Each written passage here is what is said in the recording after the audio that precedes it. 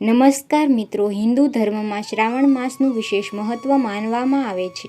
ભોલેનાથના વિશેષ આશીર્વાદ મેળવવા માટે ભક્તો ઉપવાસ અને પૂજા કરે છે.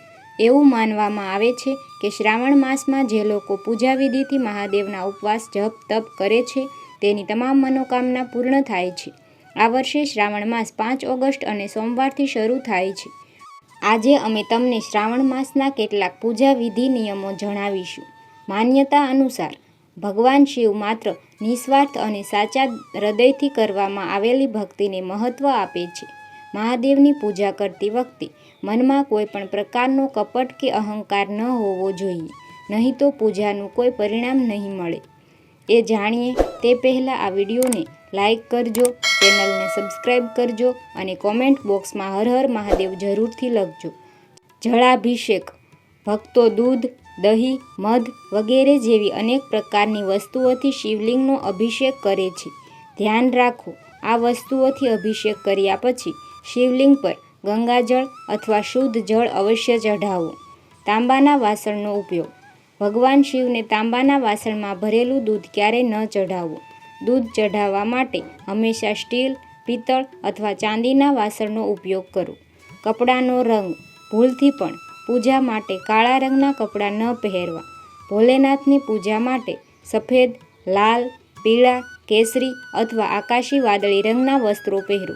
બીલીપત્રનો વજ્રભાગ. બેલપત્ર અથવા શમીપત્રનો વજ્રભાગ જે ભોલેનાથને અર્પણ કરવામાં આવે છે તેને તોડીને શિવલિંગને અર્પણ કરવો જોઈએ. પાંદડાની દાંડી તરફના જાડા ભાગને વજ્ર કહે છે. વાસણમાં દૂધ ન રાખવું. દરેક મંદિરમાં શિવલિંગ પર એક કળશ મૂકવામાં આવે છે જેના દ્વારા ભોલેનાથનો અભિષેક હંમેશા થાય છે. આ વાસણમાં દૂધ ક્યારેય ન નાખવું. આ કળશમાં માત્ર ગંગાજળ અથવા શુદ્ધ જળ નાખવું જોઈએ. દિશા તરફ ધ્યાન આપવું. ભોલેનાથની પૂજા હંમેશા પૂર્વ કે ઉત્તર તરફ મુખ કરીને કરવી જોઈએ. ફૂલોની પસંદગી. ફૂટજ, નાગકેસર, બંદૂક, માલતી, ચંપા, ચમેલી, કુંડ, જુહી, કેતકી, કેવડા વગેરે ફૂલો ભગવાન શિવની પૂજામાં વર્જિત માનવામાં આવે છે. તેથી ભોલેનાથની પૂજામાં આ ફૂલોનો ઉપયોગ ન કરવો. તુલસી. ભોલેનાથને તુલસીના પત્ર ચઢાવવામાં આવતા નથી, તેથી પૂજામાં તુલસીનો ઉપયોગ ન કરો. તૂટેલા ચોખા. હળદર અને કુમકુમ. ભગવાન શિવની પૂજામાં તૂટેલા ચોખાનો ઉપયોગ ન કરો. હળદર અને કુમકુમથી પણ શિવલિંગનું તિલક ન કરવું. શંખ વડે જળાભિષેક ન કરવો.